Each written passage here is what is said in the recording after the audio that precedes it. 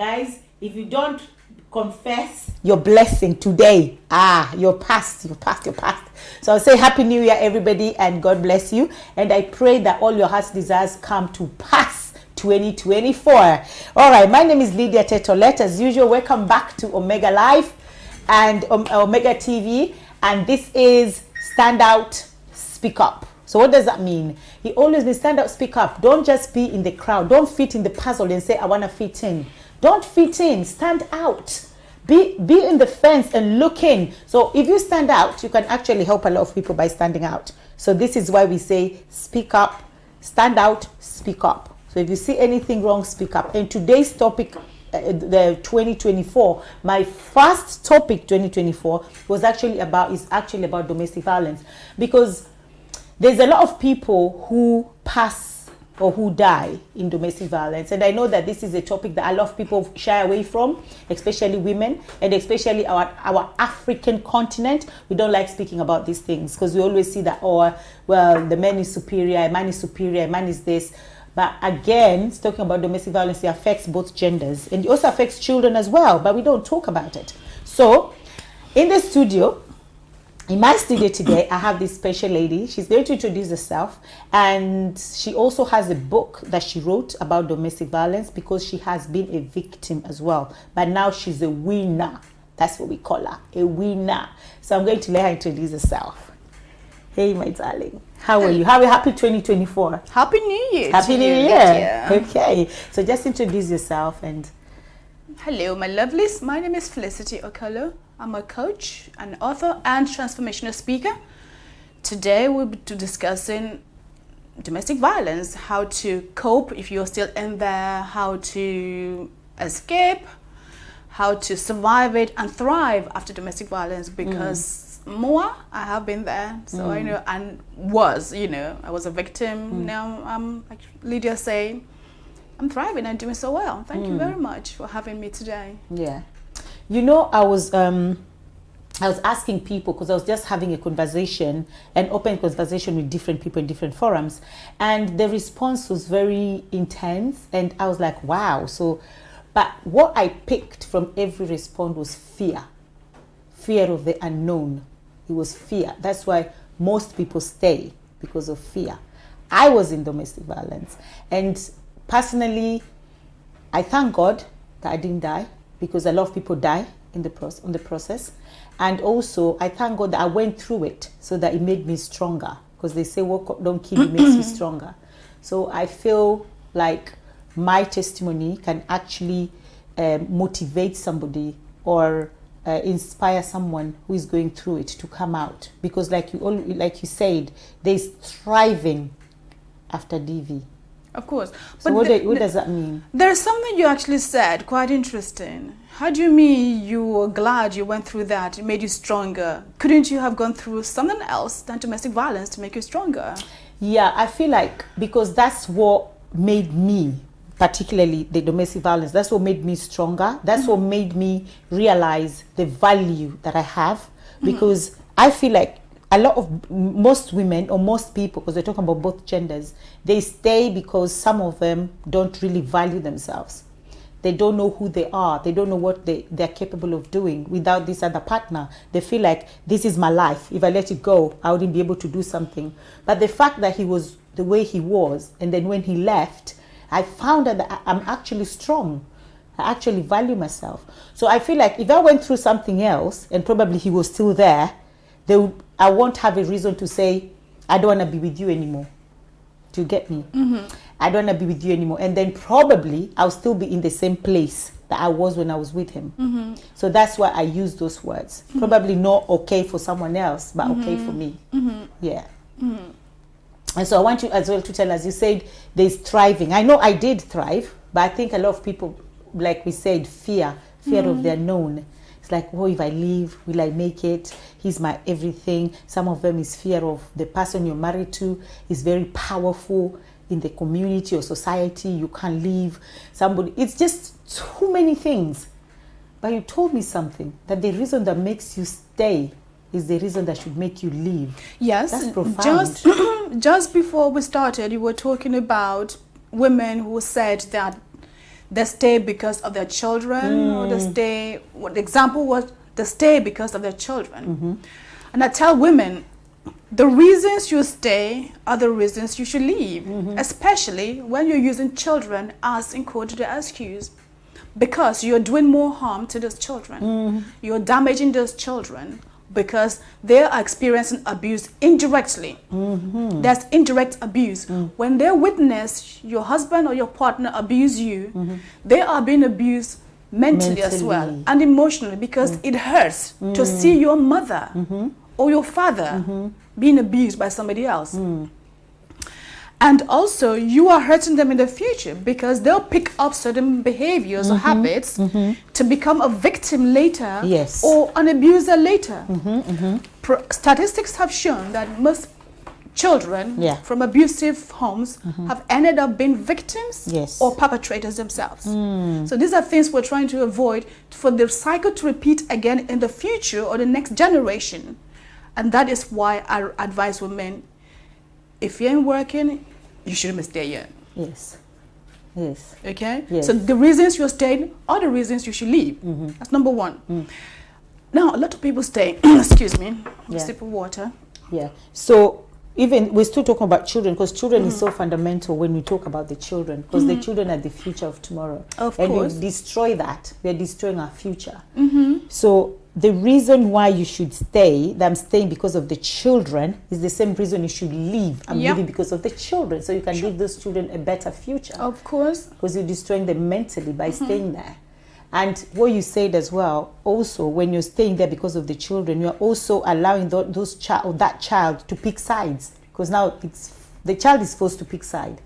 Not necessarily picking sides, excuse me, it's picking up bad behaviors, like picking up, what to do to somebody else, how to be cruel to somebody else. Picking up is okay to be a victim. Picking up the low self-confidence, low self-esteem, picking up, you're arguing all the time. Basically, that is a very unhealthy relationship. They grow up behaving what they've seen. They think that is how a relationship should be.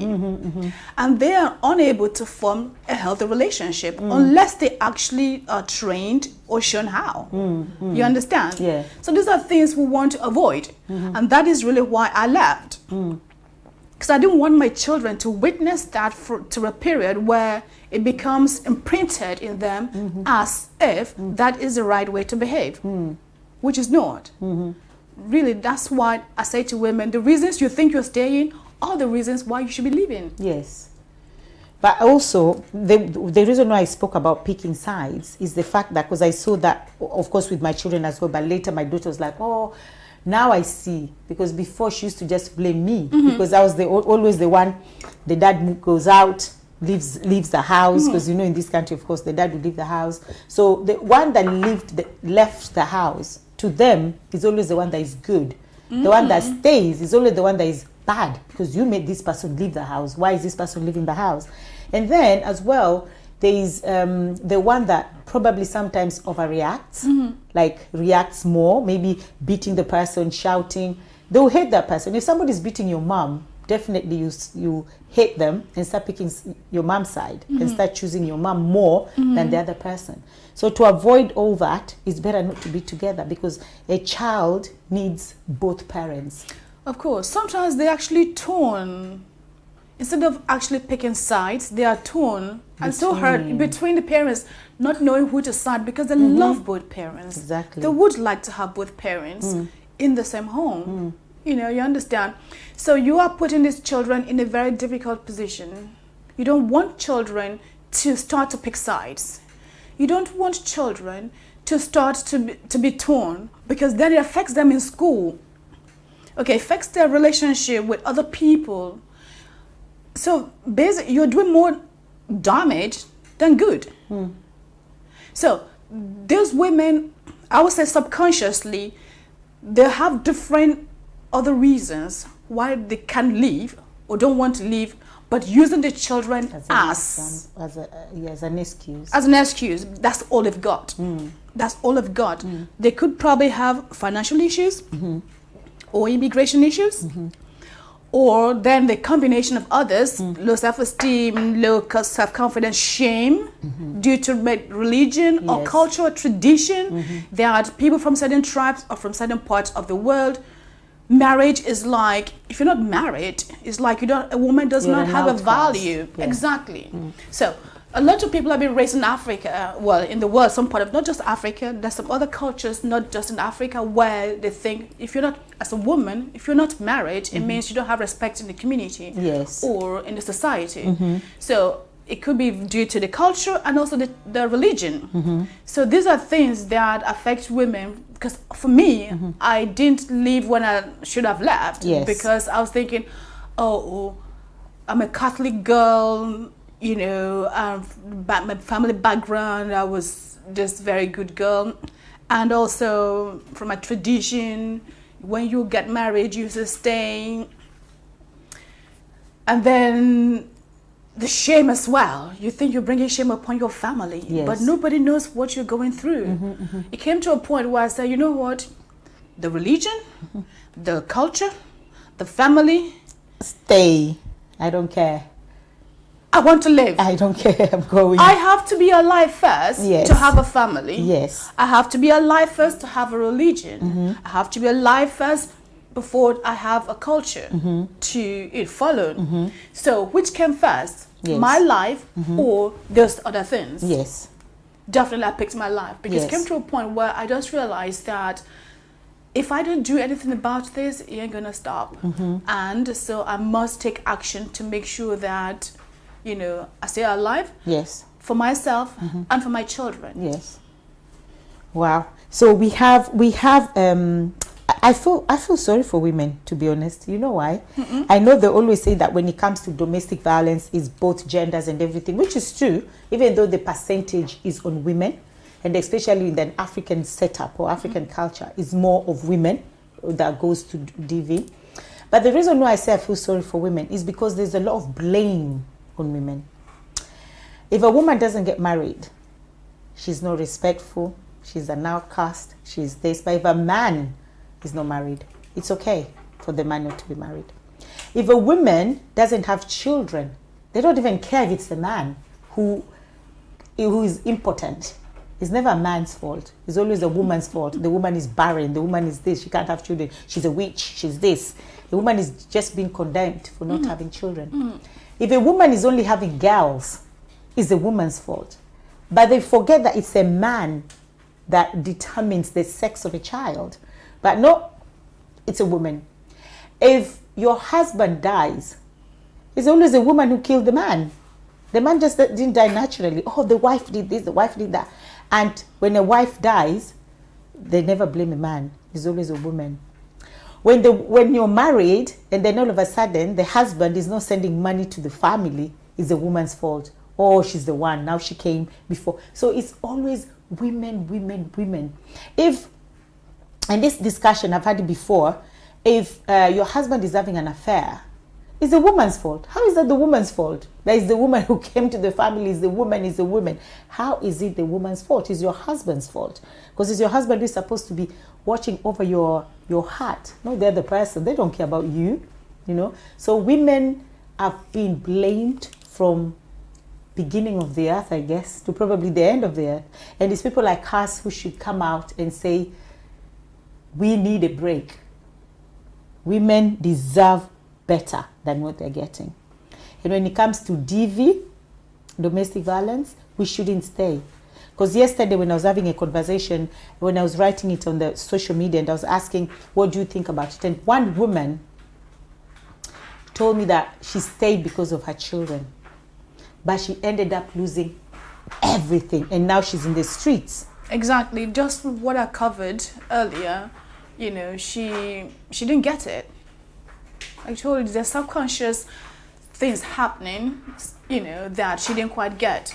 So if we look at what domestic violence, domestic abuse is all about, really, for the definition of what it is in the UK here, I think it's defined as an incident, you know, or a pattern of incidents of coercive and controlling behavior.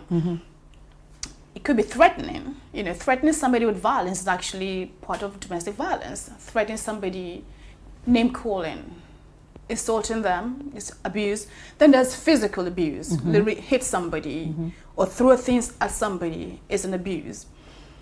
Mental abuse, when you call people names or somebody name over and over again, they're stupid, you're useless, you're worthless, nobody likes you, you're ugly, things like that. After a while, it begins to affect them mentally. That is making them feel, have low self-confidence about themselves and have low self-esteem. That is mental abuse. Now, there's emotional abuse. As you're calling them names as well, they feel hurt. Yes. That's hurting their emotion. That's emotional abuse. So this abuse can be, you know, you're hitting both the mental and emotional at the same time, name calling, and then you hit somebody, they feel hurt physically, they also feel hurt emotionally. So you're hitting those angles again. Yes. So then there is a financial abuse. Financial abuse is when, if maybe you are the woman in the house and the husband goes out to work, he's the only person earning money, he doesn't bring enough money to the house because that's the way of abusing you. Yes. So that's financial abuse. Or you probably earn money as a woman and this man takes your money from you. Yes. You know, because it does happen in some households where of course. you surrender all your earnings to the man controls your earnings, gives you pocket money from your own earnings. Yes. That's financial abuse. Or there are various ways you could actually financially abuse somebody. So that's just two ways I've mentioned. There's also social isolation, which is a form of abuse. Yes. That is, some people decide once they get married, the man knowingly want them to move to an isolated area. So the woman does not have much contact with her family, with her friends. You understand? But she doesn't know. She thinks we'll get this big house or this nice place, but it's going so far away from your relatives and family. That way he can abuse you without you having access to those people easily. So he's in control. That's controlling behavior, and that's social isolation. That's one part of social isolation. The other part is basically telling you what to do at a certain time, what to go to and what not to go to. So it's like telling you, okay, you love going to church. He might say to you, you're not allowed to go to church anymore. Or you're not allowed to go to maybe some parties that you like to go to. Or you're not allowed to have friends come over. So the more you're isolated, you have no one to tell about what this person is doing to you in the home. And also, they tend to have this, should I say, very deceptive behavior. Mostly I'm talking about men now. They will come up or show up in places and pretend to be this very nice guy. Very nice man, well behaved, helps people there. But then they're totally different when they come home. So when you tell people about that behavior, that they abuse you, nobody believes you. Yes. Because they think, how can such a nice guy, very generous, behave like that? That's not true. Yes. You're making up stories. And you begin to wonder, maybe you're losing it, or are you like imagining these things, or are you hallucinating? Nobody believes you until you actually have some kind of evidence. And he's so good because when he eventually lets people to come to the house, he's so nice to you as well. Yes, in front of everybody. In front of everybody. Yeah. That people just get confused when you tell them. You understand? This is a game to those perpetrators. So that's like gaslighting you. Sure. Yeah. And narcissists as well. And they get to a point of telling you if there's a problem in the relationship and you want to talk about it. And you say, I feel like this is wrong, this is wrong. They start telling you, oh, stop telling me that because I'll be walking. It's like I'm walking on eggshells because you keep on telling me. So that means that they don't want you to address any issue because they'll feel like they're walking on eggshells. So they just want to gaslight you for you to feel like, oh, am I the wrong one here? But do you know that perpetrators of abuse do not think that what they're doing is wrong? They don't get it. Yes. So why are you complaining?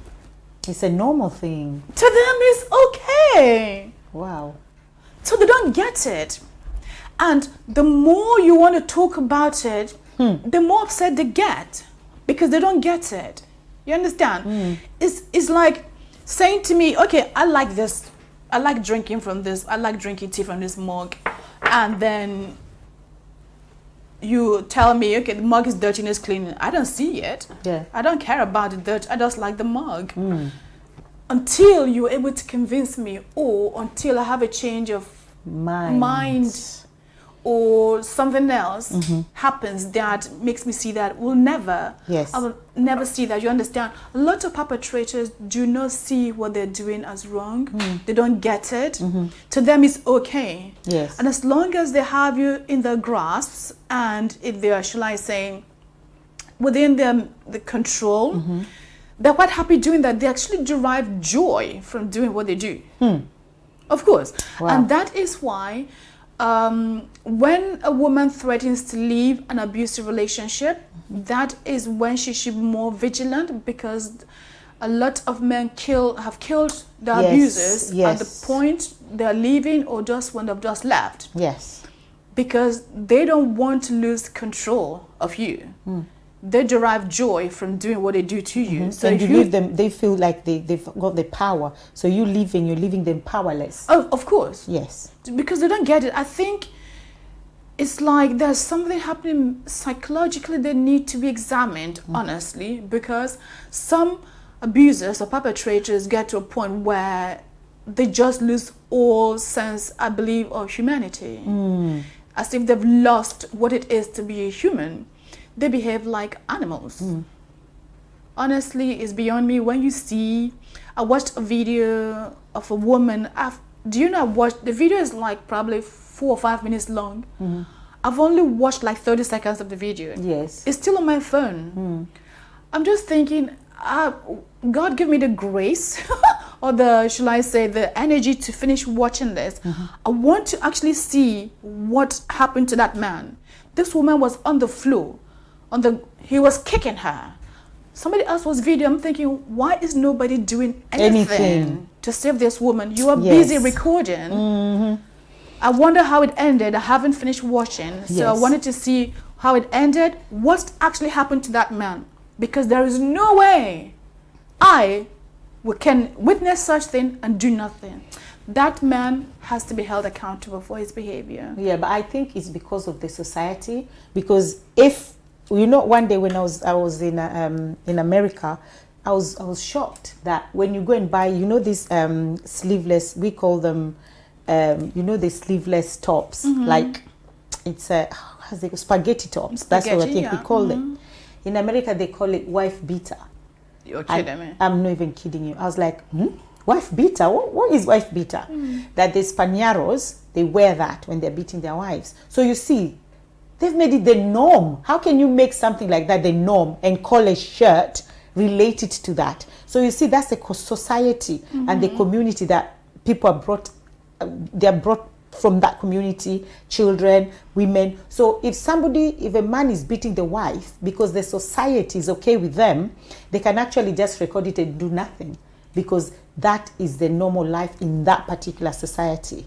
And that is when now, if I leave that society, I go somewhere else, I'm still going with that mentality that either I'm going to be a perpetrator or I'm going to be a victim, because that's what was happening in my society. And that is okay. And that is okay. You should tolerate it. Yeah, you should tolerate it. So I just want to say, according to you, all the there's abuse you've mentioned. So there's a physical abuse. Yes. There's emotional abuse. There's mental abuse. Yeah. There's financial abuse. Yeah. There's social isolation abuse, and there's also sexual abuse. Forgot to mention that there is sexual abuse. Even in marriages, yes, people don't get it. Sexual abuse is when a partner says no, did not consent to sex, and they force them, because a man most of the time will abuse a woman and they want to have sex with her. Yes. When I mean abuse her, physically abuse her. Yes. They want to have sex with her. After that. It's happened to me as well. So you're thinking, and the woman just lay down there, or if she refuses, she will be forced to have sex. So that's sexual abuse, because you didn't consent to that. Yes. Apart from, so that's sexual abuse, which I forgot to mention, in a relationship, well, in marriages. Yeah, because I know that sexual abuse, it was, and to be honest, this is really, really weird. With even all people who are learned, women who are learned, sometimes they fall prey to this and they don't even see it as sexual abuse. And there's a woman who I know very well. She was married.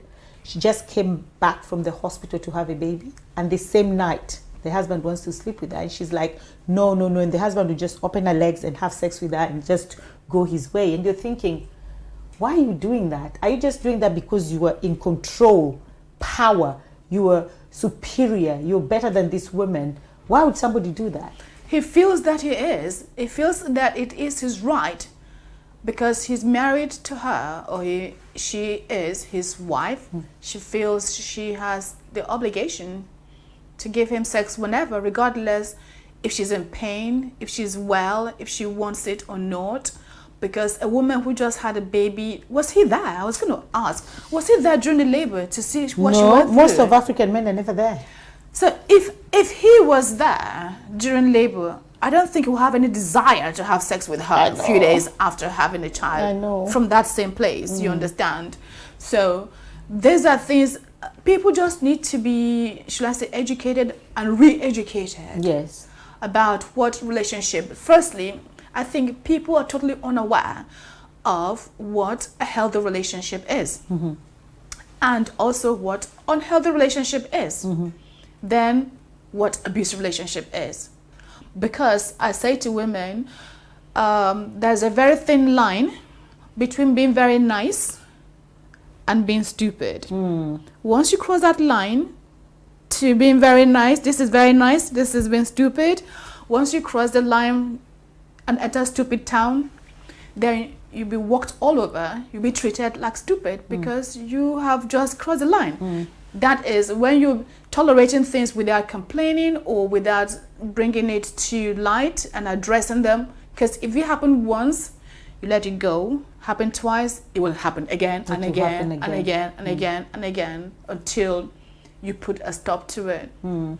So I just think maybe now we do, but I would totally recommend to have part of our educational system to train people about what a healthy relationship is, what unhealthy relationship is, what abusive relationship is. With that way, and people should actually have the counseling to learn this before they get married. Once they start dating, if maybe not taught in school, once they start dating, to go through this, just like you go through, you have like, I know in churches, before you get married, you go for marriage preparation courses. It should be incorporated into that, I believe. And if a woman picks up certain behaviors that is maybe portrayed as unhealthy relationship, as unhealthy behavior during the relationship, then you just know that it might progress to abuse later. You just know you don't have to continue that relationship or get married to that person. And I feel like with women as well, there's a lot of red flags, like what you're saying. Even if we have, that is a good one, that we should have a course before marriage. Because a lot of the times there's a lot of red flags, but because you're deeply, the other day my daughter told me something and I was laughing. She said, "Mommy, when you're in love, you do stupid things." Yeah. So when you're in love, you see all these red flags, but to you they're not. You just pick them and pile them. You just pick this pile. But I think, like you rightfully said, we should have like a course to show you what are the red flags. Because especially with people who are narcissistic, if they're controlling you, at the beginning you say, "Oh my God, that is so sweet. He came to pick me from work. He doesn't allow me to go by myself. He has to drive me. He takes me shopping," because he wants to monitor every move. But at the beginning you think he's sweet because you're like, "Oh my God, he loves me so much." And he tells you, "Oh, don't wear that. I love you when you're wearing that. Oh, no, too much makeup. Don't put on your makeup. I don't like your hair." They just start slowly into thinking, "Oh my God, he's so caring. I love him. He loves me." But then that progresses. It comes now. It's an abuse from day one, but you don't realize that. Some of them, I would say, I totally agree with you. Well, 50% agree with you. Some of it would be kind of signs of abuse or controlling behavior, and I would say half will not be. There are men, I know men till today, there's a man I know, several of them anyway, who till today, after probably 20 years of marriage, still drive their wives to work and pick them up because the women couldn't be bothered to drive. They quite like, their men to drive them. So that is love. There is a true one like that, totally accepts that. I would love that. I really love all my moves being monitored. Yeah, not all your moves. I'm just saying driving them to work, picking them up, taking them grocery shopping, doing things like that. Of course, that's probably the only time they spend time together because everybody tends to work. Everybody's busy. When she's gone for 7-8 hours, he doesn't see her again. The only time they spend is probably to drive her to work. That's maybe 20 minutes drive, 20 minutes back. They get home, eat, sleep. So when have you spent time? You understand? So that's a good time to spend time together. But there are other times where it is shared controlling behavior, which is abuse, because he wants to make sure that he can control when you get to X place, where you are and what you're doing, and all of those. Yes. Okay, so I know now somebody is in domestic abuse, right? They've been there once. You're thinking that if this person managed to escape, they will never again find themselves in that situation. And I know a lot of people who are like that. They come out from this relationship from frying pan to fire, like we always say, from fire. And it's not, I'm laughing right now, but it's not funny because these are real situations that happen. Somebody comes out from pan to fire. How does that happen? How can you know that you came out from this bad relationship? Is it because some people are scared to be alone, so they don't really care who they get? It's easy. It is very, very easy to come out from one bad relationship to another bad one or worse. Again, that person or that woman or man does not know what unhealthy relationship is and what abusive relationship is. Okay, they might have felt, certain things done there was abusive. That's why they've decided to leave. Yes. But they haven't fully grasped what it is and what a healthy relationship is. Because if you don't know what a healthy relationship is, you ain't going to know when you find one. You understand? Yes. So, and also, being that they have low self-esteem, low self-confidence, and very, very low, should I say, no self-love. They don't know what that is. I'm sorry to tell ladies, some of you who have experience would think that, I love myself. No, you don't. No, you don't. No, you don't. On that point, I 100% agree with you. No, because you cannot love yourself and come from a bad relationship to another bad relationship. Yeah.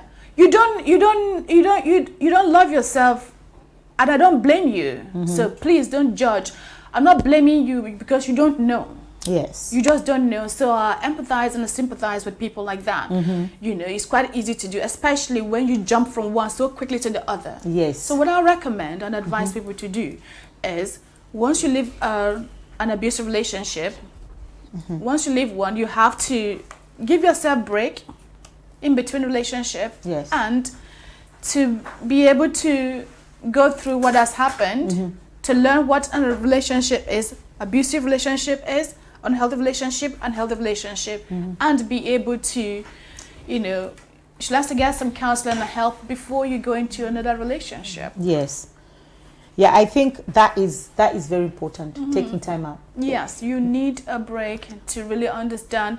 Firstly, I would say to also love yourself first and appreciate yourself. Get to the point, because people think in a relationship, the man comes up with 50%, the woman comes with 50%, they have to make 100%. No, that is so wrong. You have to come in 100%. Give it all. No, what that means is that you have to come in whole, so that you have to come in, love yourself completely whole. be happy on your own. If you have a relationship, great. If you don't have a relationship, great. Because a lot of people tend to go into relationship looking to get something from somebody. If that person does not give them that, they feel empty. Yes. Or half full. So if you're coming in with that mindset, it will never work, because you're always hunger. You are hungry for something, for someone else to fill you up. And once that person who may be an abuser realizes that, they capitalize on that. And that's what abuse does. Yep. Because you're needing to be loved, you're needing that attention, he capitalizes on that. You understand? And so the abuse continues. He just gets on from that, because that's why when he shows a little bit of, shall I say, quote, the kind of love he understands to you, and then abuses you, you wait, because you know, again, he's going to show that kind of little love that you understand. Because abuse happens in cycle. Cycle, yes. And also, there's, so what should we advise those women? Take time out. If somebody says, yes, take time out, take a break and try to understand, why did this relationship not work? Because I know people who come, they've had maybe 3 or 4 relationships, and they say, this person did this to me. People have always done things to them. And I always say, sit back and think of all those 4 relationships that this person did, this one did, this one did, and think, what was your contribution? What did you do or what did you not do? Because from one relationship, 1 year is not even enough. 1 year is not even enough to take time out. Nope, it's 1 year not. is not enough. If you are coming from an abusive relationship. An abusive relationship, to recover from that, according to statistics in the UK, it takes, if you spend, example, 5 years in an abusive relationship, it takes you probably 3 times the number of years you spent to recover. 15 years? Yes. Hi! That's too long to wait though. Not wait, but it just shows that that is, if you don't get, shall I say, after, I would say, training or coaching, or shall I say counseling, all of this. Because what I've done, I have a training that I've developed for women who've been through domestic violence, because I've been through it myself. Yes. And because as of then, there wasn't much support apart from counseling. I had to learn strategies myself. I had to develop so much, shall I say, techniques of overcoming the trauma. Because counseling, talking to somebody is not enough. It's not They don't enough. understand. You're just talking. That's okay, but it's not enough to teach me skills that I need to be able to begin to love myself again. I needed to love myself. I understand, okay, what happened? What did I allow to happen? What could I have done, to prevent this? I talk about this. People think I was in the relationship for so long. I was not. I was actually in there for about 4.5 years. That's not a very long time, but it took me about 13 years to fully recover. When I mean to fully recover from the trauma, because I was suicidal when I left. I could have taken my life twice, when I left. So I needed to overcome that as well. So it was quite traumatic. It took years and years. It took probably about 3-4 years of counseling. But then in between then, I was also working on myself, reading, praying, studying, and trying different things to overcome the trauma of going through that abuse. And until I was able to start loving myself to the point that I was so confident that, you need to see, when you see me, you know there's a confident woman. And if I tell you I've been through abuse, you ain't going to believe me. You will not believe me. Yes. So, yeah, I just think people need time and have training. So I've developed a course where I show women, those who just left, how to quickly, instead of waiting like 12, 13 years, whatever, you can do that within months. 6 months, 1 year, you're totally fine to get on with your life and become whatever you want to be, really. But does that depend with the intensity of the abuse, or how long somebody was in an abusive relationship? No, with my training, no. I just did. Okay, when I train women, I've had women who've been in shelters come to me. I went to talk to some group a while ago, and while I was talking to them, I watched a lady in the corner there. She was just crying. I kept observing her. After my talk, I went over to her, asked her, why were you crying? She said, oh my goodness, you don't know what you just talked to us about, that her partner was just doing the same thing. That from my talk, she's discovered where she's been going wrong, yes, and what she can do to fix that. And she's going to implement that. She then begged me, please, could you come again? I'm going to talk to people in charge for you to come actually train us, because I have a training prepared, which I wanted to make sure they are ready for it. So this woman went and implemented what I taught her. So it happened that she just left the relationship, and the man they've agreed to share custody, or not custody, just for the man to pick up the child every week for a day. And he will, on Saturdays, so he will prepare, call her, well, I'm coming this Saturday at 11 o'clock. She'll get the child, 5-year-old ready. 11 o'clock, no show. 12 o'clock, no show. 1 o'clock, no show. 2 o'clock, he will call, oh, sorry, I can't make it. The child is there crying. Yes. All excited to see the dad. The woman couldn't do anything. She couldn't go to work. She couldn't go for any pleasurable activities, because this man had destroyed the whole day. Okay, next week, oh, I'll come, sorry, blah, blah, blah. I will come, make all these excuses. Next week, same thing. Or he books 11 o'clock, shows up at 3 o'clock, picks the child up, brings him back at 5. What have you achieved? So I said to her, if he books 11, if he doesn't show up at 11, do not let the child go. So you show up at 11, or you will not see this child for a long time. If you do it once, he ain't gonna do it again. Okay? So she did that the very next week. The man promised to pick up at 11. She said to him, if you don't come at 11, we're going to go somewhere else. We have another activity planned. You need to show up. If you don't, today will be gone. Next week, you're going to have him. That Saturday, he didn't show up. He said, okay, fine, you won't see him again. So it took about 4 weeks before she let him see him. And then he began to keep the time. So it just depends. So just for one talk, you understand, she was able to put her foot down, stand her ground, and then make changes. Boundaries. Yeah, creating rules and boundaries is one of the topics I cover in my training. You need to know how to create rules and boundaries. If you don't have that set strong and follow it, you'll be messed up seriously several times. Not just because abuse doesn't just happen while you're in the relationship, it happens even after, especially if you have children with the abuser. They find an excuse, they use the children to keep abusing you or continue abusing you. Wow. Someone said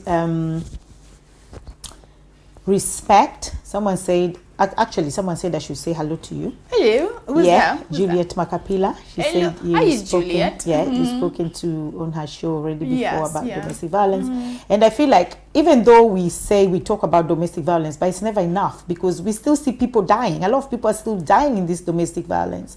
I don't know what we can do to actually now drill it in people's mentality. Please get out. It's not worth it. It's not worth, regardless of how rich your husband is, because some people, like, financially, they stay because they don't want to work.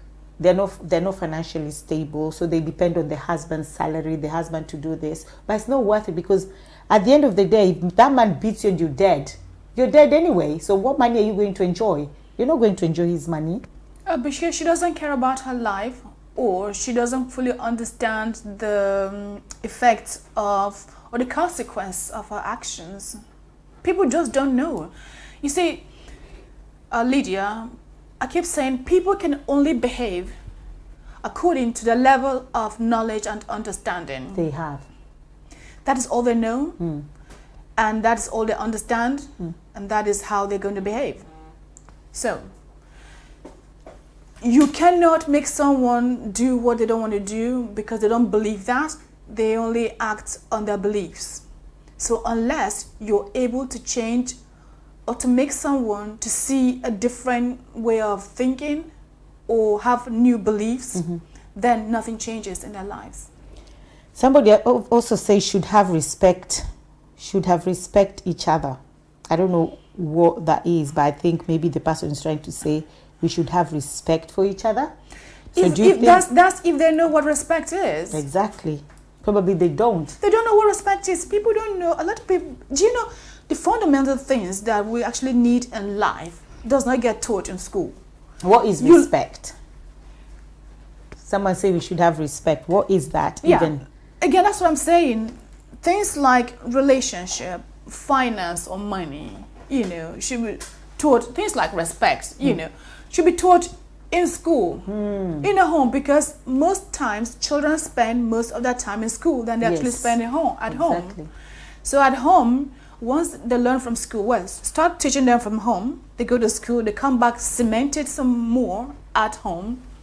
But if the parents don't know what respect is, how do they implement it in the children's how can minds? you do that? Yeah. If they're not taught in school, how will the children know? You see, there's a huge gap which has to be, shall I say, filled for the society to progress, because you keep saying even this day and age, people still die even in the Western world from domestic violence. Yes, it means that the things not being done correctly, and people tend to ignore the basic things of fundamental family structure or ways of living that we should be addressing. Honestly, we should. We should talk about relationship. Again, what is healthy relationship? I'll tell you. Healthy relationship is where people involved have mutual respect. Respect is, if Lydia says, I'd like to have my mug here, I respect that. I don't have to ask why. If you tell me why, because you prefer it to be here, that's fine. Lydia says, I like to wear colorful outfits. The man doesn't have to go, but it makes you look fat, but it makes you look slim, or I don't like it on you. Respect Lydia's taste in clothes. If maybe the children think it's really so bad, it must, mommy, that doesn't look so nice on you, let Lydia decide if she wants to change her taste in clothes, okay? If Lydia decides that she likes to go shopping at midnight and it works for her family, respect that, okay? So these are the little things we should look into, not imposing one's beliefs or one's ideas on the other person. Yes. Healthy relationship is when there's mutual respect, you're just honest, you're open to someone, you show love back because you understand, show understanding. Understanding would be, one example is, there's this couple I know, well, used to anyway. So the man, they both work, they have a child. So the woman would take the child to childminder, say about 8 o'clock, and go to work. The man goes before her. Then after work, the man comes home first. He finishes work maybe 4. Okay, he comes home. He doesn't go to pick up the child. So the woman finishes work at 6, goes to pick up the child, and comes home with the child. So this man comes home at 4 p.m. and sits down, doesn't pick up the child, sits down, starts watching TV. The woman picks up the child, comes back, starts cooking. Wow. With the child. The child is 1 year old. Wow. And when she's, as a child, maybe the man to help look after the child while she's cooking. The man says, no, I'm the man of the house. Why should I be looking after the child? Look after your child. So this woman has the child on her back while she's cooking and tidying up, and the man sits there with his legs crossed and watching TV. How is that love? Yes. Love is helping out. Love is understanding. Love is support. These are the attributes of love. Okay? You see the woman you claim to love suffering, because that's suffering. Yeah, she's tired like you are tired. She just returned from work. The least you could do, if you don't want to look after the child, would you help with the cooking? Do that. Look after the child. Or you do the cooking. Whatever. This is love. Nobody will judge you because you're a man. You should not be cooking. Who cares? It's your home. It is your family. You're doing it out of love. Yes. there's no friend of yours there to monitor you to see what you're doing. This is what a healthy relationship should be. Something like that. Helping and supporting each other. Helping, support, and understanding. Okay, that is what it should be. Okay. Now that you've spoken about children as well, there was a video I was watching today, and a friend of mine sent it to me, and those really elderly parents. They were old. I think they were 5, and 3 of them have children, and their children left them, and they left them to suffer. The parents are really suffering. And I was listening to that video with my daughter, and you know what she said? And sometimes these children, I love them so much because they give us some things that we don't understand. What she said was, "Mom, what kind of parents were those to their children? We've not had the children's side, because for a child to leave their parents like that, there must have been trauma behind it. There's probably trauma, there's abuse, because we also have parents who molest their children physically. If your parent molested you and now you're old and you've left, do you think you want to go back there? So there's a lot of things that probably happened. So, and people don't see this as abuse as well. Would you say that is domestic abuse from parents to children? Of course, domestic abuse happens. I'm not talking about this particular case. Yeah. I'm just saying domestic abuse does happen, between adults. They don't have to be in sexual relationship or not. It could be child to parent or parent to a child, or parent to an in-law, or somebody to an in-law, or to a relative of theirs. It does happen, or to a house help as well. So in this scenario, I would probably say that there are cases, I've seen a case or two, or a few cases where children have grown up not to support their parents or not to have close relationship with their parent, not because there was abuse, but because they misunderstood the intentions of that parent or parents while they were growing up. You understand? So some people have certain expectations of their parents. And if the parents did not deliver, they grow up to dislike them or to give them a silent treatment. Ignore them, like subconscious. They resent their parents. The resentment is there, which started when they were younger, but couldn't show it because they were still dependent on those parents. So once they leave, they are now able to show the full resentment, full on, without. They don't visit them. They don't call them to ask after them. They just don't care. You understand? Yes. So it has nothing to do with abuse. Again, to them, they might think it's abuse, but the parent had all good intention, but probably did not execute to the expectations of that child. And sometimes those children have the expectations that the parents could not meet. I know of cases, I have few cases in mind where I'm saying what I'm saying. I'm a witness to this, that these people are really nice parents, but the children grew up to, God knows. Yeah, they grew up to resent these people for no reason that there's nothing to hold on to. You understand? If you were to ask, tell me what specifically did this parent do to you? They can come up with little things that couldn't hold water, basically. You couldn't. Yeah, but talking about that is the children now resenting their parents because they want expectation and they cannot be met. But right now I'm asking also about parents to children, because we also have some parents who are toxic and who have led their children astray, who have done all these things. We've watched shows. In fact, the other day I was watching a show of my very good friend Lynn Gugi, and I saw a mum who actually took the daughter's boyfriend. She was the daughter's husband. He wasn't even a boyfriend for 15 years. She was also seeing this man for 15 years. So things like that. That is a toxic mum. So we do have toxic parents to their children. So is that classified as well as domestic violence when it's parents to children? I think definitely, oh wow, what is the time? I told you time runs like this, because we still have so much to cover that we won't even finish it today. Okay. Yeah. I don't know if it's I'm not sure if it's classified as domestic abuse, but certainly some kind of abuse or craziness. I don't understand. Again, it goes back to what I said a while ago, that people can only behave to that level of knowledge and understanding.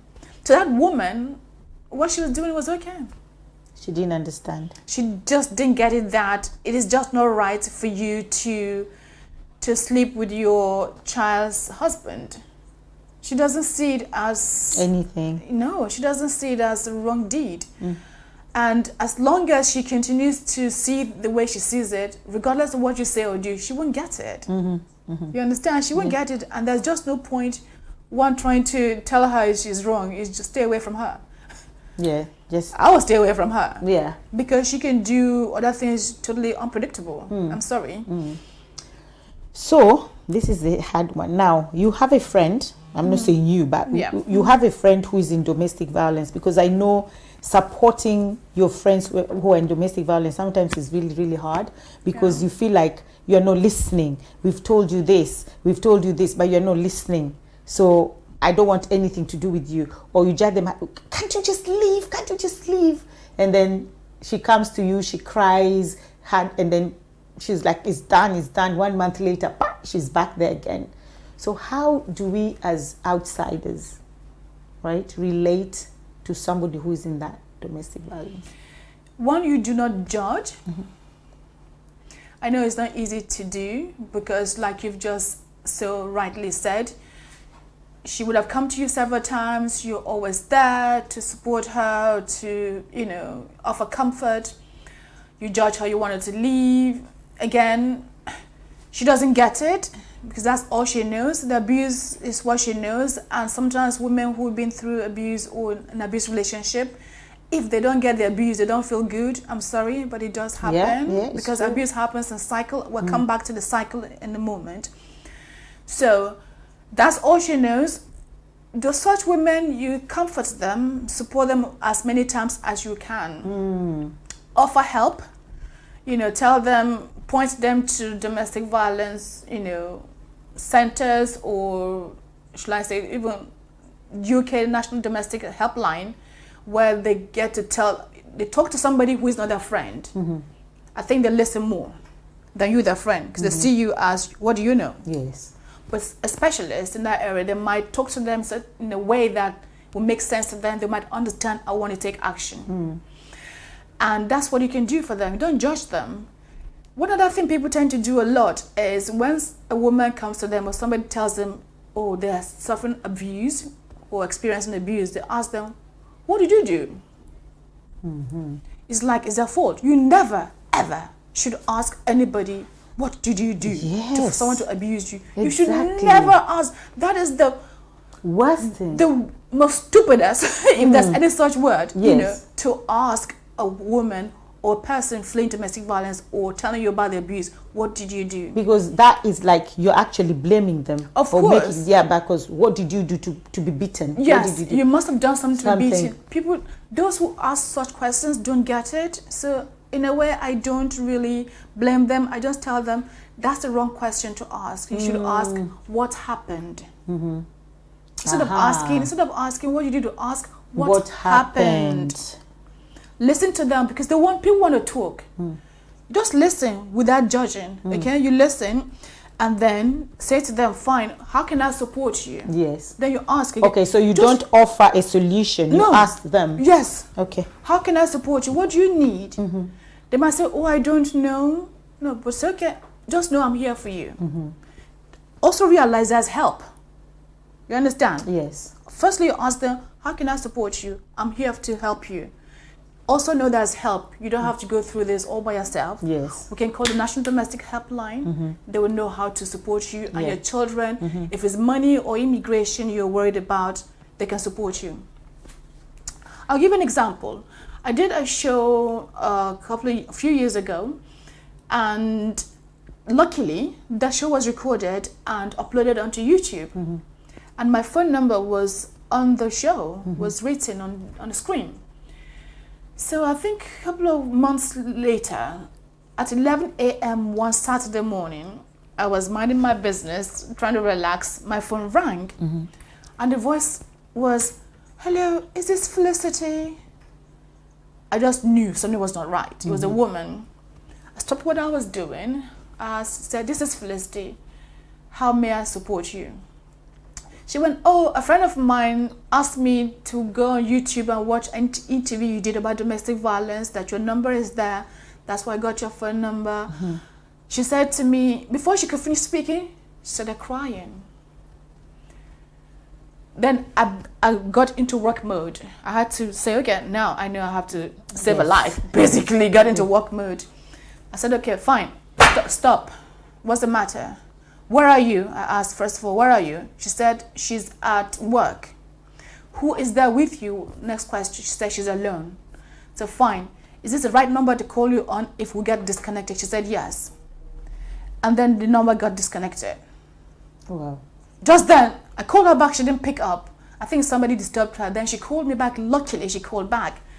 Then I asked her, what's the matter? She said, as we're speaking, Felicity, she's not able to turn her neck. That the previous night, the husband tried to strangle her. Oh no. She's escaped. She doesn't want to go back to that house. He might kill her because that's the second attempt to strangle her. She has 2 young children. I got all the information I needed from her. Then I asked her, okay, being from African background, I asked her, have you talked to your family about this? Yes. What did they say? Have they tried to? Have you gone through counseling? Because I'm preparing her mind for what I'm going to say to her. Yes. I needed to make sure she would listen to me. She said, yes, she has. So then I asked her, what do you want to see happen? So how do you mean? I said, what would you like to see happen? She said, she just wants violence to stop. I said, but from what you can see, it's been 16 years. Wow. He ain't gonna stop unless you leave. She said, I get it. Then I asked her, are you willing to leave now? Or are you willing to go back and be killed? Third attempt for strangulation he might succeed. What are you going to do? She said she wants to leave. Then I said, fine, I'm going to give you a phone number. Call them immediately after you hang up, and they will help you. They'll come and take you and your children and make sure you are safe. So I gave her National Domestic Violence Helpline, which we should actually give out today. If we have that, we can find it on Google, give out to people, women in the UK who are going through domestic violence. You can actually call the number. So I gave her the number. So that's the national helpline. National Domestic Violence Helpline in the UK. Okay, we can find that number in a minute and display on the screen. So I gave her the number. She'd call them afterwards. Yes. So I only found out a week later because I said to her, once you call them, call me back and tell me. She didn't call me back. She called me a week later. So what happened after she called them, they said to her, stay where you are. We're coming to get you. So they went to the workplace, got her. They told her not to call anybody else. That's why she didn't call me. So they went to her, picked her up from work, and then kept her safe, went to the house, picked up the children. Luckily, the man wasn't around. Picked up the children, and then picked up just few items of clothing. That way, the man wouldn't know they've left. They didn't pack anything. They didn't pack anything. Just maybe 2 pieces of clothing each. And then they asked her, where would you like to go? She said, I want to go as far away as possible. So I think she probably lived in north of England. They moved her to south of England. Really far. So far away. And then went to court and got an injunction against the man not to go to her workplace, not to go to 100 meters from her workplace, 100 meters from her school, 100 meters from the children's school. Not to call her, not to talk to her, nothing. So this man returned. That same day, this all happened within the day. I think probably a Monday, that was a Saturday, it happened Monday, they went to court and got all these injunctions in place. That very day, apparently, the man got home. The children were not at home. They thought, okay, maybe the children went to play. Nighttime came, children were nowhere to be found. The woman was nowhere to be found. He began calling his friends, the woman's friends. have you seen XYZ? They said, no, we haven't seen her, we haven't heard from her. I think 2 days later, he then knew something something happened before the government then called him and said, this is what has happened. Your children and your wife have been taken away from you because you've been abusive to them. And that's when he realized that, game over. Game over, basically. So women, if anybody going through this, just know that help is available. And you can be helped very quickly. Okay? Yes. You can be helped National Domestic Violence. Do we have so that? So the number is there. Yeah? Okay. So the number is there. So I can't really see. I can read it. I can read it. National Domestic Violence Helpline is 0808 0808 2000 247 247. So it's 0808 0808 2000 247 247. You are not alone. So just know 247. It's on the screen. 247 stands for 24/7. You can call that number anytime and you'll be rescued, just so you know.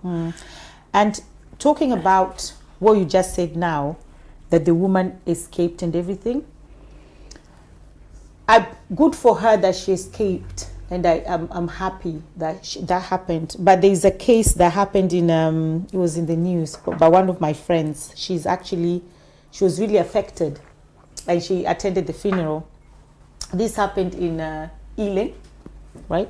Because it was in the news, so that's why I can say it happened in Ealing. And the woman left the man, and she left and went to refuge and everything.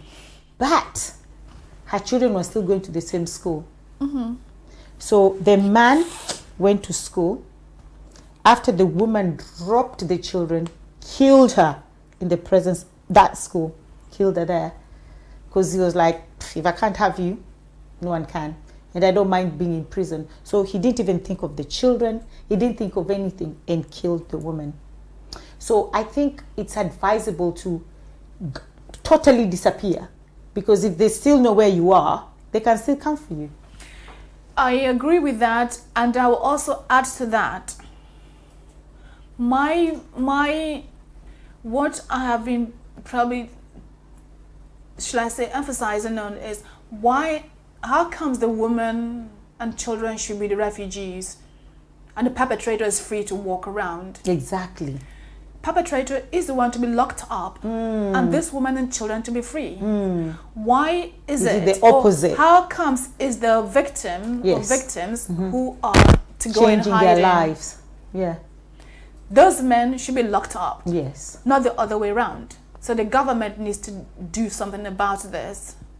I think you're the first person I'm hearing saying that, and now thinking about this is actually true, because they should be the ones locked up. Yes, because they're the one with the mental issue. I'm sorry. That level of not caring about what happens to you, I think they've got mental issues. Even to your children. Yes, you're willing to kill, not just hurt, kill somebody and permanently traumatize 2 other children or 2 other people to please something going on in your head. You should be locked up forever.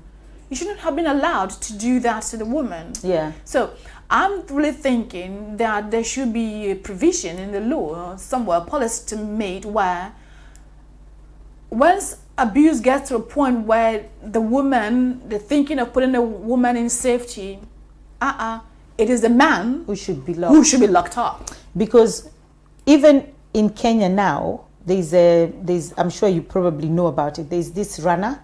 She was a Kenyan runner, and she did so well. I think she ran either in the UK or somewhere. She came first, and before we knew it, the boyfriend stabbed her. She was dead. When she went back to Kenya, the man killed her just because of jealousy, because now she was all the fame and everything. And that's just how this young girl just died like that, because of jealousy. See? So, and the other thing as well, why the perpetrator should be locked is because if I go to the refuge, he's still walking around. What is he going to do? He's going to find another victim. He's going to find someone else. Yes. Because if he say, let that Lydia go, I don't really care about her, he's going to find Angela now, Sure. or he's going to find whatever girl he's going to find, and the abuse still continues. It's not going to stop. Yeah. And because I left him, he might now be worse to this other girl because he's thinking, you're not going to leave me. Yeah. Lydia left me, you're not going to leave me. And then he'll make sure that now all the, in Swahili we call it asira, all the anger, that's transferred, the word, transfers to this other lady. And that's how this other lady will just end up dying. How many times have we seen men shoot their wives, men do this, stab them? Leave, ladies. Leave when you can. There's not going to change. And the other thing as well, the reason why some women don't leave, he's going to change. Yeah, I forgot to talk about the abuse cycle. Yes. Before then, I'll just say that if I remember what I was going to say, is abusers need help as well. Yes, perpetrators need help. So we shouldn't just throw them away or lock them up and forget them. I'd like to say there could be some abusers watching this. You're a good people, but with really bad behavior. Yes. Sorry, you need help. But until you agree you need help, you will not accept any help offered to you. Yes. So until you come to a realization that what you're doing is wrong, is not nice, then we can offer you help. There's training available. There's coaching available to help you change if you want to change. But how will they know when they don't know? Exactly, that's what I'm saying. But some do know. There are a few who have, changed. I've heard somewhere. Yes. People who have come said, oh my goodness, I didn't know you feel this way. I didn't know this happened. They've changed. Or a man slapped his wife once or twice and the woman threatened to leave. He changed, said, I'll never do it again. It does happen. Yes. So people, it could have been due to some upset. I don't know. No excuse whatsoever. So whatever happened. He said he's sorry, he didn't do it again. So it does happen. That's what there's support for perpetrators. So don't feel you're all alone as well. You can get help. You can change if you wish to change. But we encourage you to change because you're good, valued people in society. We want to see you, free. If not, you're going to be locked up. Period. Yeah. Now, what was the question you asked me?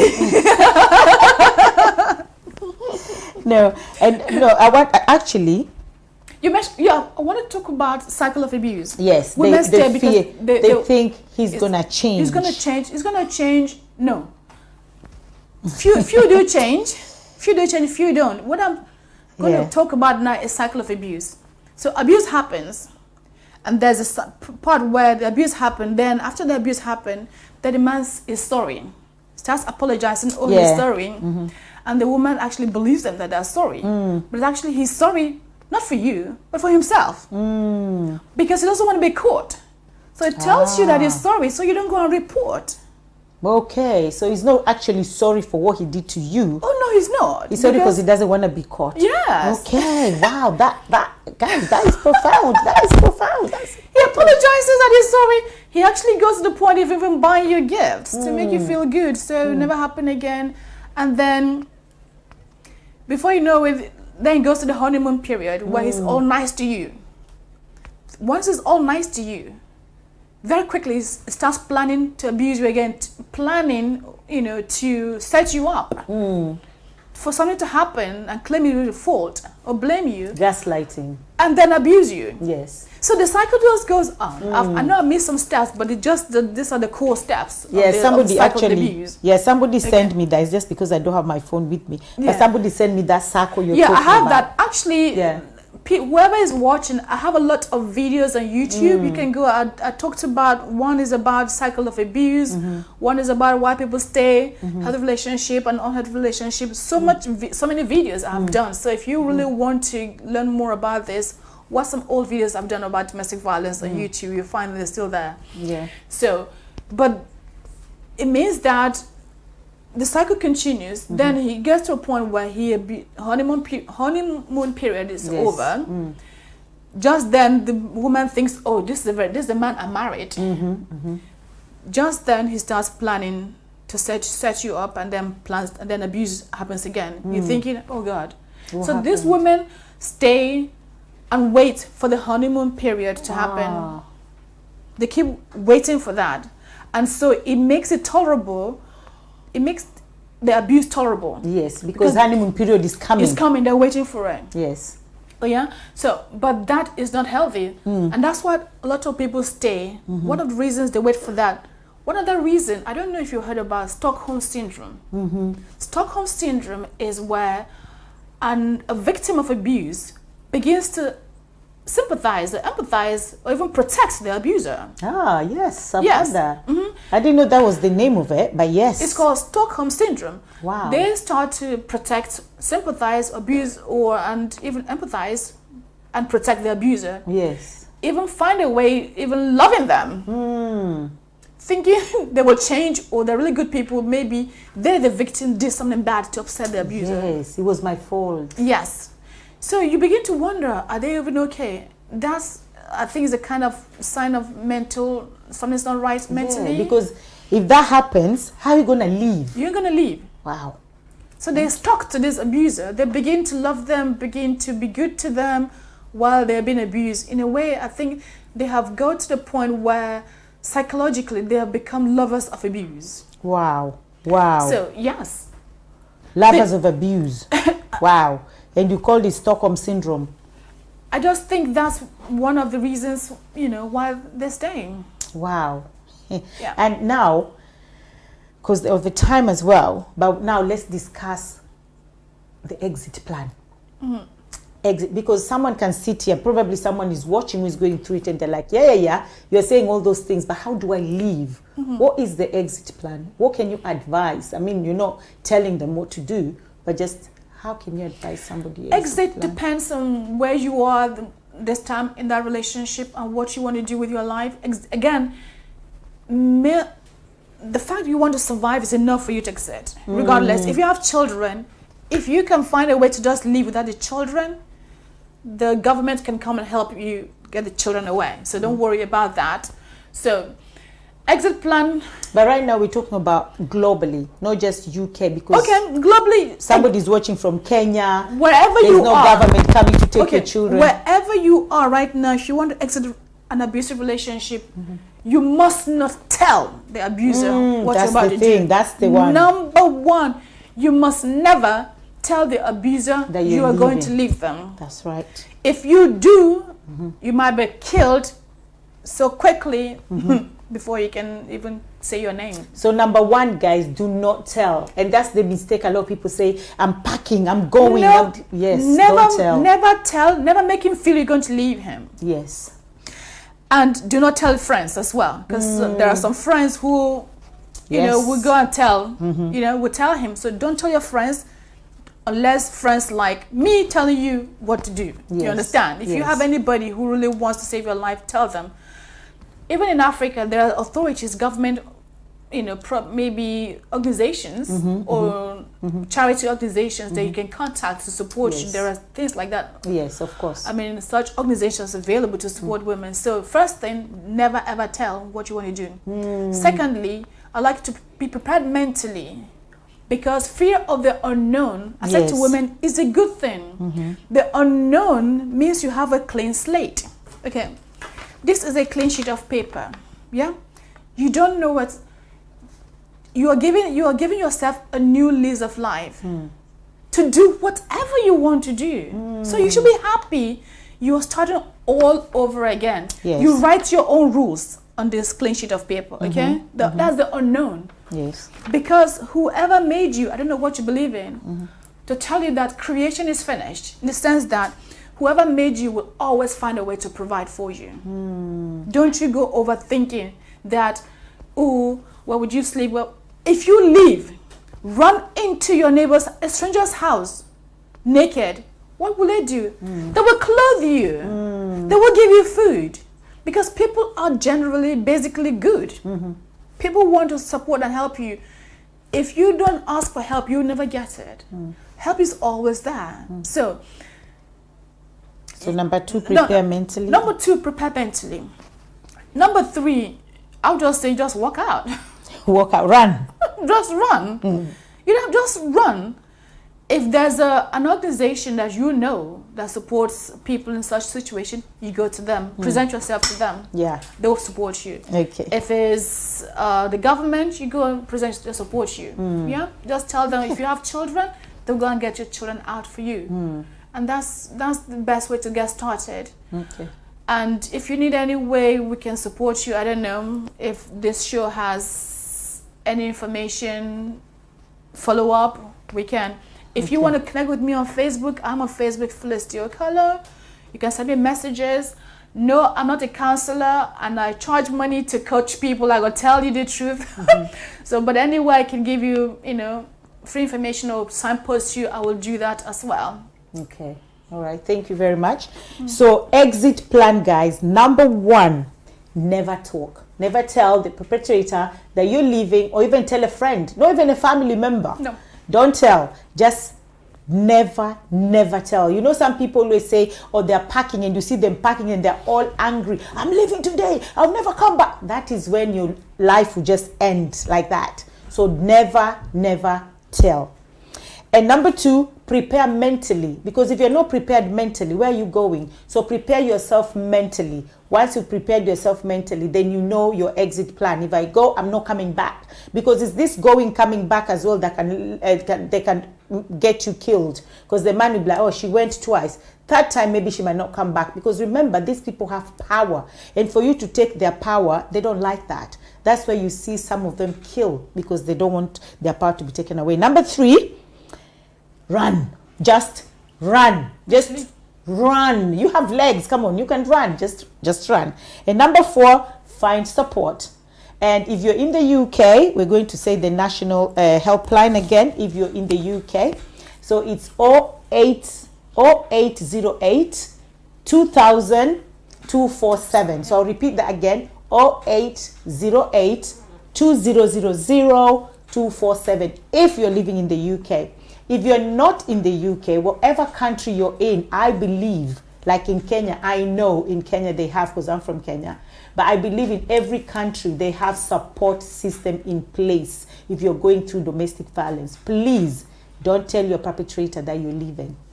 Just find an exit plan. So I want to say thank you very much. Thank you very much. So what is your last take before we go? And also tell people where to find you and your book as well. Well, you don't share a photo of my book. Did you show a photo of my book? No, just tell us where we can find your book. My book is my story of abuse, and also recommendations I have of how to cope, how to get out, how to survive, and how to thrive afterwards, because you can become anything you want to be after abuse. Do not think that being in that relationship, that's all you've got. No. You can find me on Facebook, Felicity Okolo. You can connect with me on Facebook there. I'm also on LinkedIn for those who like to do business. And I have a book on Amazon, well, 2 books on Amazon. My book about my experience is called It Is My Life and I'm in Charge. So you can get it from Amazon. You can also get it from me. So connect with me on Facebook, and then I can send you a signed copy of the book. But you have to pay for it. Okay, yeah. On YouTube, you also told us that you have... Yes, yeah. I've got a YouTube channel with I have so much videos, or a lot of videos on YouTube about abuse, how to recognize abuse, and also what to do and how to get out. Okay. All right, guys. Thank you very much. That's it for me. But I want to say Happy New Year again, 2024. And very soon, I know I've been saying this, and probably some people are like, when? Very soon. Come on, be patient. We're going to be on Sky 182 again, very soon. Very soon, your very soon, and my very soon, and God's very soon. It's totally different. So be patient. That's all I'll say. And I'll say thank you so much for joining me today. Thank you so much for every single person who took their time to come and view. I see we had up to 245 people viewing. So thank you so much, every single person. Thank you for your comments. Thank you for your ideas. Thank you for your contribution. And mostly, thank you for those who are watching. Please keep sharing it with your friends so your friends can also watch it as well. And I want to say thank you so much to Triple Joe. I always say Triple Joe, my producer. My producer is called Triple Joe, and Margaret, and everybody else behind the scene. Thank you very much. You make us look beautiful, and you make us famous. So thank you very much. Until then, I'll see you again next week on Wednesday on Speak Up, Stand Out, Speak Up, Stand Out, Speak Up, every Wednesday at 6:30 p.m. UK time, and that is 6:30, 7:30, 8:30, 9:30, 9:30 p.m. Kenyan time. Until then, God bless you, and it can only be God. See ya.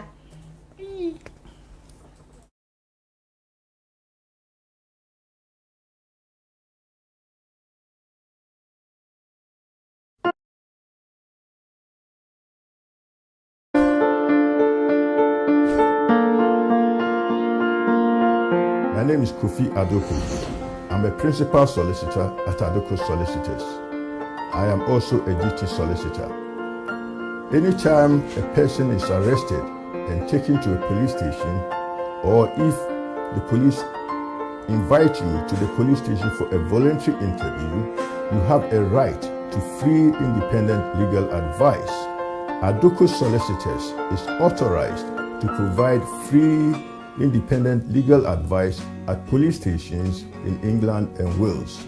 So anytime you're taken to the police station, remember to say that your solicitors are Adoku Solicitors. Are you in the UK and in need of immigration help? Do you require expert legal representation to regularise your stay or renew your existing leave to remain?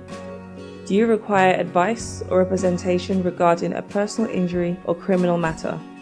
If the answer is yes, then you do not need to look any further. Adoku Solicitors is here to provide you with all the expert legal advice and representation you require. Be it immigration, criminal law, appeal against conviction or appeal against sentence, family law, personal injury, civil litigation, employment law or housing law. Adoku Solicitors is your trusted one-stop legal services provider with expert solicitors and caseworkers on standby to assist. Our police station emergency number is 07792 459 339. You can also call Adoku Solicitors on 0207 183 1479. You can locate Adoku Solicitors at 662 Old Kent Road, London, SE15 1JF.